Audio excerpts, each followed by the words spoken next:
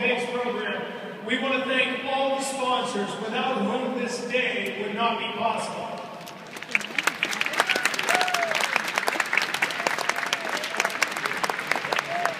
We had many sponsors who purchased an expo table and provided in-kind donations, but we also want to offer specific appreciation to our event presenting sponsor, returning for the 4th year, New Balance. Thank you to Rob DiMartini for his steadfast support and New Balance's undying support for this event and this program. BAE Systems sponsors the Military Appreciation Area.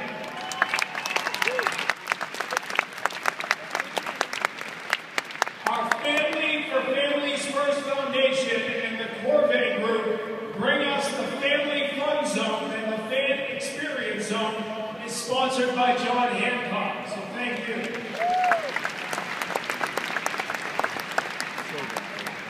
I want to thank all our returning sponsors, Nesson, thank you very much, the Boston Globe and Boston.com, Boston Duck Tours, First Lieutenant Derek Hines Soldiers Assistance Fund, Neuro Restorative, Holly McGrath, and David Bruce. And we welcome additional new sponsors, Bank of America, Phillips, Waste Management, and Chelsea American Legion Post 34.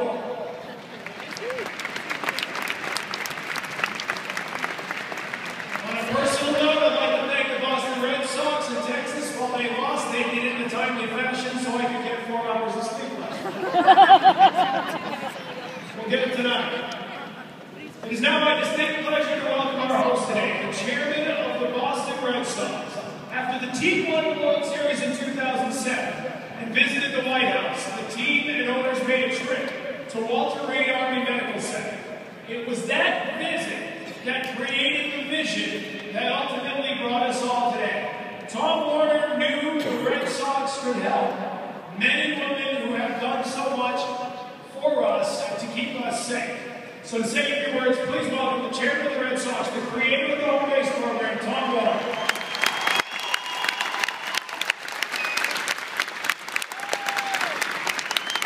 Good morning.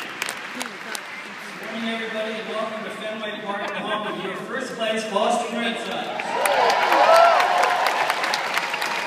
We said that last year. A lot of special moments have taken place here these past 100 years, and a lot of special people across the home plate. This day is special too, as you are all participating in the 4th run walk to home base, and you will be touching the same home plate that welcomed Ruth and Williams, Yastrzemski, and Ortiz. Thanks for coming.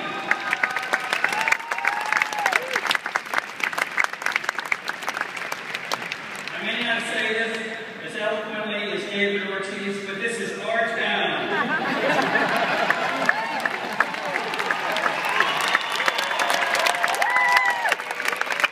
Participating today in support of the home base program is the best demonstration of freedom and gratitude that we can show our brave men and women who have served in Iraq and Afghanistan.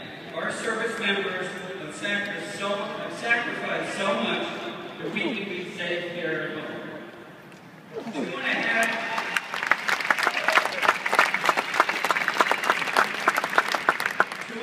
million men and women have served us in Iraq and Afghanistan. And more than 1 in 3 come home suffering from post-traumatic stress and traumatic brain injury. Even more disturbing, the suicide rate among veterans is so high that last year, almost once an hour, a military veteran committed suicide.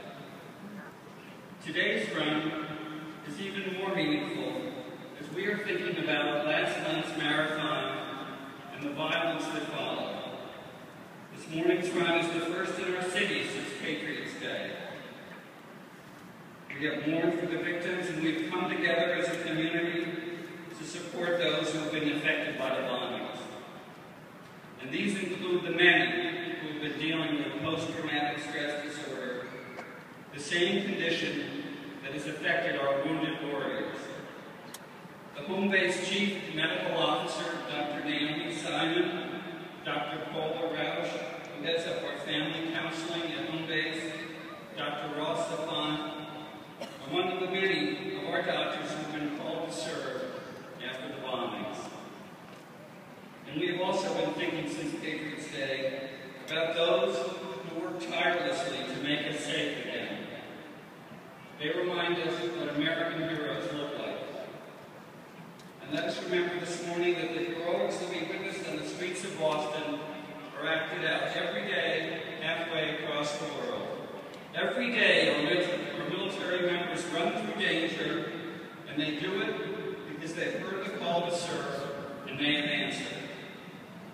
On behalf of John Henry, Larry Lucchino, who's racing with me today, and everyone at the Red Sox at Massachusetts General Hospital, I want to thank you for your support. Thanks to the commitment of people like you all over Red Sox Nation, we have raised for this program, for these runs, over $10 million.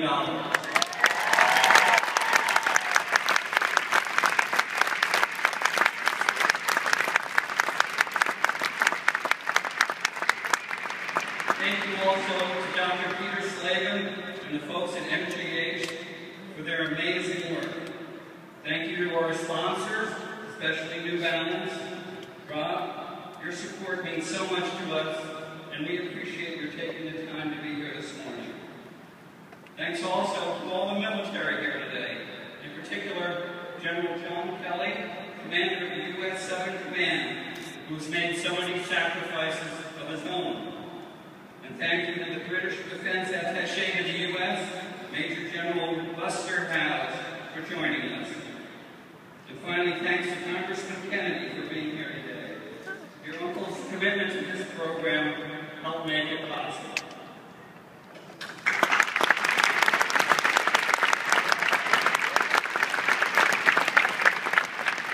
Today, we are joined by over 2,000 runners who are doing their part to remember and thank those who answer the call overseas. And I'd like to share with you just one story about someone who's here today. Former Sergeant First Class Robert Doyle, a 14-year Army veteran who served in Iraq. He was a mission commander who drove up-armored 10-ton trucks on combat patrols over hostile roads in support of Operation Iraq Freedom. In 2007, Sergeant Doyle and his fellow soldiers were surprised by an IED. He survived the blast, but several of his friends were seriously injured and some lost limbs. For his sacrifices and his service to his country, Sergeant Doyle was awarded the Bronze Star. But when he came home 2 years later, nothing was the same. His marriage was over, he was nearly bankrupt, he was homeless and living out of his car. He was at rock bottom, plagued by nightmares. The veteran advocate suggested that Sergeant Doyle try home base, and he summoned the courage to make the call. And once at home base, his doctors diagnosed him with post-traumatic stress and started working with him right away. Therapy was challenging, but Sergeant Doyle said, "You have to relive horrible to get over horrible." He started getting a better handle on his life.